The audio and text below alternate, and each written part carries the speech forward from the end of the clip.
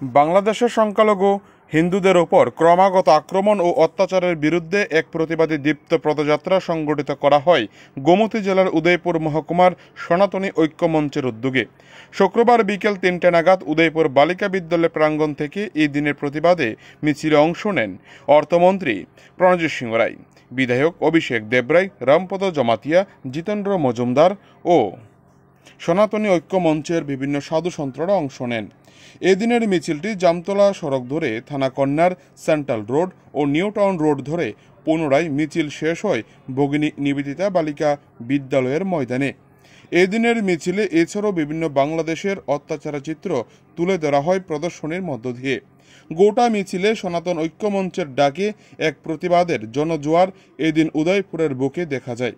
মিছিল শেষে রাজ্যের অর্থমন্ত্রী প্রণজিৎ সিংহ রায় বলেন, কিছুদিন আগে বাংলাদেশে এক সরকারের পতন ঘটেছে, নতুনভাবে অন্য একটি সরকার সেখানে স্থাপন করা হয়, কিন্তু যেভাবে সরকার স্থাপনের পর বাংলাদেশে হিন্দুদের ওপর আক্রমণ করা হচ্ছে তা খুবই নিন্দনীয়।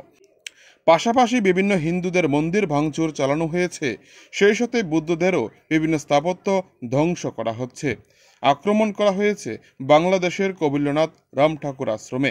এই ধরনের ঘটনা যদি আরেকবার ঘটানো হয় তাহলে আজকের এই মিছিল জানান দিয়েছে আগামী দিনের জন্য কড়া পদক্ষেপ নেওয়া হবে বলে ঘুরিয়ে বার্তা দেন অর্থমন্ত্রী। এদিনের প্রতিবাদে মিছিলে সনাতন হিন্দুদের ব্যাপক সাড়া লক্ষ্য করা যায় উদয়পুরের বুকে। উদয়পুর থেকে নিজস্ব প্রতিনিধি রিপোর্ট, টিভি 100 বাংলা। বাড়িঘর জ্বালিয়ে দিচ্ছে, কিন্তু এটা স্বাভাবিকভাবে এটার জন্য ওখানে প্রতিবাদ আমাদের এখান থেকে অনেক করা হয়েছে, দেখা যাচ্ছে তারপরে সেখানে এটা সমাপ্ত হচ্ছে না, থামছে না। স্বাভাবিকভাবেই আমরা এই ত্রিপুরা, বিশেষ করে ত্রিপুরার লোক, আমরা বাংলাদেশের সঙ্গে আমাদের পুরো ভাষা, চলাফেরা, সংস্কৃতি সবখানে একসঙ্গে চলি আমরা, এবং কখনোই আমাদের সঙ্গে আসা যাওয়ার মধ্যে আমরা সেখানে যুক্ত আছি। তো আমরা এটা স্বাভাবিকভাবেই আমাদের এখানকার অনেক লোক আছে যাদের আত্মীয় স্বজন, পরিবারবর্গ সেখানেও বসবাস করছে।